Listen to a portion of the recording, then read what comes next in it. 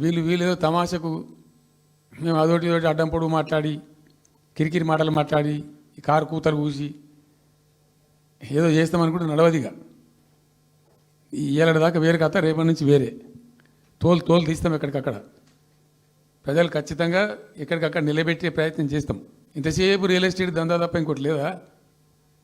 ఇల్టు భూములు ఎట్లా అమ్ముదాం, పల్టు భూములు ఎట్లా అమ్ముదాం, ఆ భూములు ఎట్లా దెబ్బ పెడదాం, ఇంకెంత కమిషన్ కొడదాం, ఇది తప్ప రాష్ట్ర ప్రయోజనాలు, నీళ్లు, రైతులు, మనుషులు లేరా? ప్రాజెక్టులు ఎందుకు 2 నెలల నుంచి ₹1 పెట్టలే?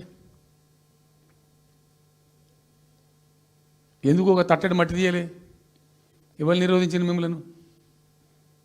ఎవరు అడ్డుపడ్డారు మీకు? ఎవరు కట్టేసారు మీ కాళ్ళను? అటు పైసా పనిచేయరు, నిష్క్రియాపరత్వంగా ఉంటారు. డిపిఆర్ పంపిస్తే సపోర్ట్ చేయరు. ఇలా చివరికి 45 టీఎంసీ అని రాస్తారు. అంటే ఏం కాబోతుంది? ఎవరో ఒత్తిడి ఉంది దీని వెనుక? ఏం కుట్ర దాగుంది? ఇది 2 ఏళ్ళ నుంచి నేను మౌనం పాటించి చూసుకుంటూ వస్తున్నాం. తప్పని పరిస్థితి నేను బయలుదేరినప్పుడు తప్పదు. అటు కేంద్రాన్ని ఎక్స్పోజ్ చేస్తాం, ఇటు రాష్ట్రాన్ని ఎండగడతాం ప్రజల మధ్యలో ఖచ్చితంగా. ఇలా మొత్తం విస్తారంగా మాట్లాడినాం, చర్చించినాం. చాలా పెద్ద ప్రజా ఉద్యమాన్ని శ్రీకారం చుడతాం. కంపల్సరీ పాలమూరు, రంగారెడ్డి, నల్లగొండ జిల్లాలలో గ్రామాన దానికి పోస్టర్ డిజైన్ అవుతుంది, కరపత్రం డిజైన్ అవుతుంది.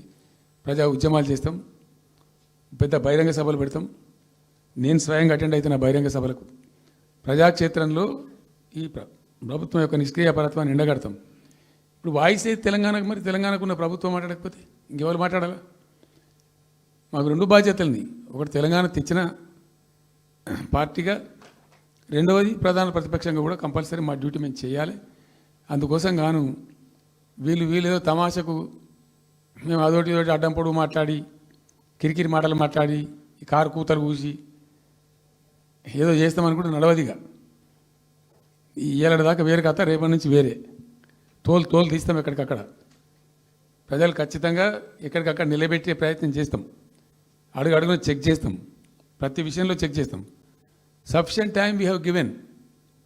మేము తొందరపడి మేము ఎందుకు కనేరి అయ్యి మా ప్రభుత్వం పోయింది వీళ్ళు వచ్చింది అనేటువంటి ఒక పిచ్చి అయ్యి అట్లా మేము చేయలే, అటువంటి వాడికి పోలే. ఇష్యూల మీద పోరాడుతున్నాం, ఒకే ఫీజు ఎంబర్స్ మీద పోరాడుతున్నాం, ఇంకోటి పోరాడుతున్నాం, రకరకాల భూదందాల మీద, దోపిడీ మీద, లగచర్ల మీద, గిగచర్ల మీద పోరాడుతున్నాం. పార్టీ కొట్టాడుతున్నది, తప్పకుండా తప్పదు కాబట్టి కొట్టాడుతాం. ఇప్పుడు మొత్తం మొదటికే ముప్పొచ్చే పరిస్థితి ఉంది. అటు గోదావరి మీద అరాకిరి చేసి చంద్రబాబు నాయుడు, ఏపీ ప్రభుత్వం నల్లమల సాగరు, ఈ సాగరు, ఆ సాగరు, అటు గోదావరి దోపిడీ జరుగుతూ ఉంటే దాని మీద సప్పులు లేదు. ఇటు కృష్ణలో ఇంత ఘోరంగా పాలమూరు ఎత్తిపోతల మీద దీని మీద సప్పులు లేదు. మరి ఎవరి ప్రయోజనాల కోసం ఉన్నట్టు రాష్ట్ర ప్రభుత్వం? ఏం చేయడానికి ఉన్నట్టు? ఏం జరుగుతున్నట్టు ఈ రాష్ట్రంలో? కాబట్టి ఎట్టి పరిస్థితుల్లో నేనే స్వయంగా రంగంలో దిగాలనుకున్నా. దినం ఈరోజు డిసిషన్ అయిపోయింది. 2-3 రోజులలో, 2-3-4 రోజులలో, రాబోయే 3-4 డేస్లో ఆయా జిల్లాల నాయకులతో సమావేశమై ఖచ్చితంగా చాలా పెద్ద ఎత్తున అక్కడ గ్రామానికి డప్పు కొడతాం, మొత్తం సభలు పెడతాం, కవులు, గాయకులు, కళాకారులు అందరినీ తట్టి లేపుతాం. మీ పత్రికా విలేకరులను కూడా రిక్వెస్ట్ చేస్తాం. అక్కడ జరిగే అన్యాయాన్ని, ప్రజలకు జరిగేటువంటి అన్యాయాన్ని, ఈ జలదోపిడిని అరికట్టాలని ఈ కేంద్ర ప్రభుత్వం అవలంబిస్తున్న విధానాన్ని కూడా తప్పకుండా చేస్తాం. ఇన్ని రోజులు ఒక రకంగా పోయినాం, కానీ తప్పేటట్లేదు. ఇప్పుడు ఎవరితోనైనా సరే కొట్లాడతాం, తెలంగాణ కోసం భయపడం, యాందాకానే పోతాం, ఈ కొండ మీద గోపైనా సరే కొట్లాడతాం, తప్ప ఇడిచిపెట్టాం. ఇక్కడ ఏమి ముఖాలు చూసేది కానీ ఇంకోటి కానీ నైసిటీస్ ఏం లేవు. There is no necessity at all. Will fight, డెఫినెట్గా ఫైట్ చేస్తాం. ఎందుకంటే రక్షించుకోవాలి, రాష్ట్రం యొక్క హక్కులు రక్షించుకోవాలి, నీళ్ళు రక్షించుకోవాలి, రాష్ట్ర ప్రజల ప్రయోజనాలు రక్షించుకోవాలి. ఈ విధంగా ఇప్పుడు మా కళ్ళ ముందే జరిగినటువంటి దీనిలో ఈ దుర్మార్గంలో ఎట్లా మౌనం పాటిస్తాడు కేసీఆర్? ఎందుకు మౌనంగా ఉంటాం? ఎవరి కోసం ఉంటాం? ఎందుకోసం ఉండాలి?